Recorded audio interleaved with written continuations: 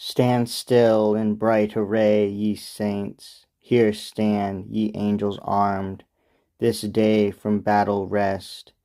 Faithful hath been your warfare, and of God accepted, fearless in his righteous cause. And as ye have received, so have ye done, invincibly.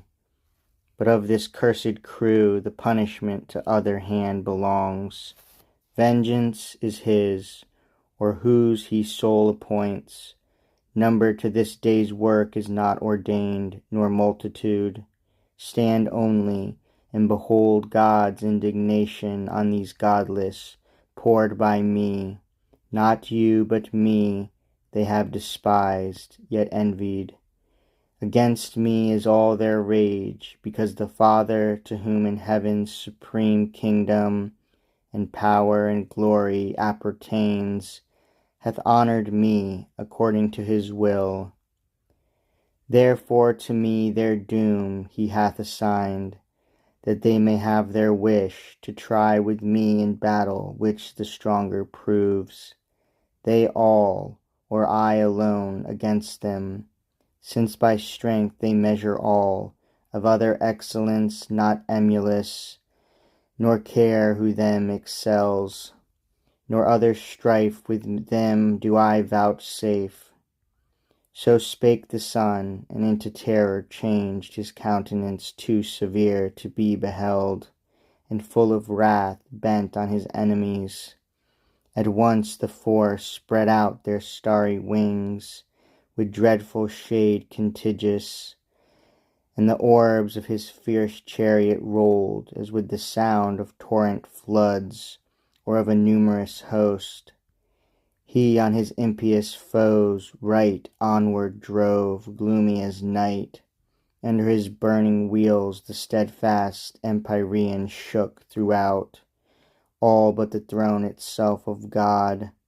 Full soon among them he arrived, in his right hand grasping 10,000 thunders, which he sent before him, such as in their souls infixed plagues. They, astonished, all resistance lost, all courage, down their idle weapons dropped. O'er shields and helms and helmed heads he rode, of thrones and mighty seraphim prostrate, that wished the mountains now might be again thrown on them, as a shelter from his ire. Nor less on either side tempestuous fell his arrows, from the fourfold visaged four distinct with eyes, and from the living wheels distinct alike with multitude of eyes.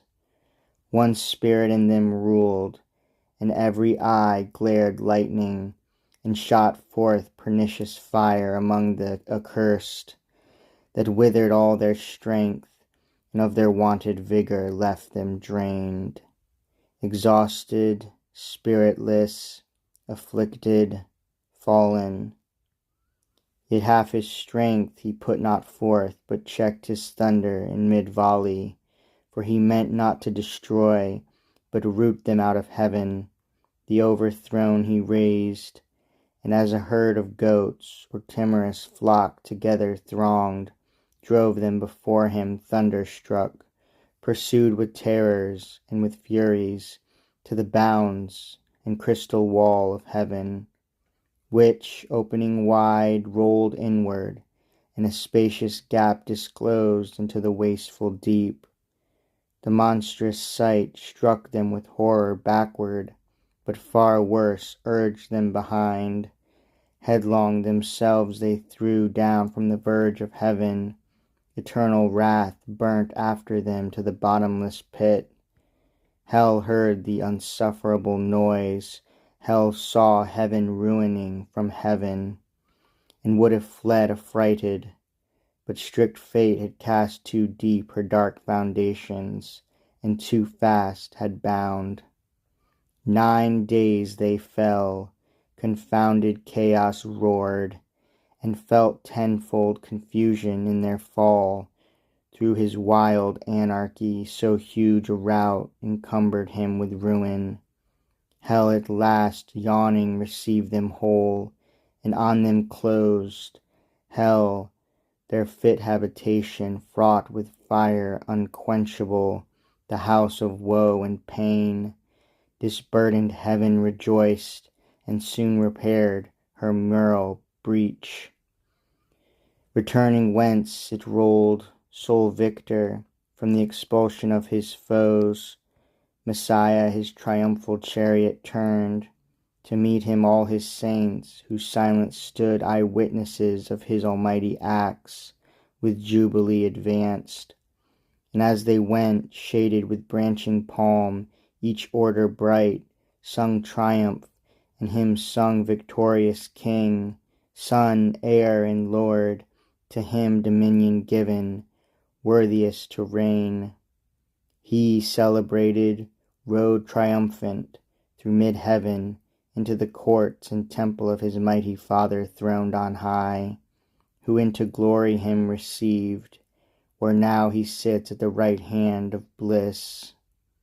Thus, measuring things in heaven by things on earth, at thy request, and that thou mayest beware by what is past, to thee I have revealed what might have else to human race been hid.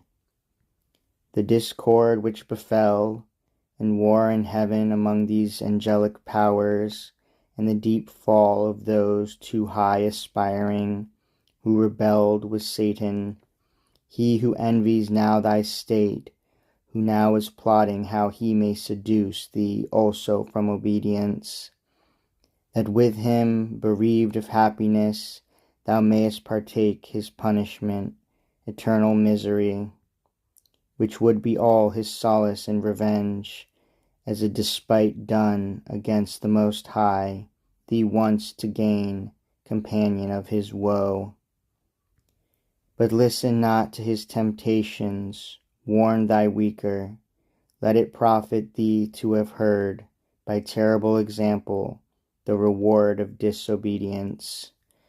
Firm they might have stood, yet fell, remember, and fear to transgress.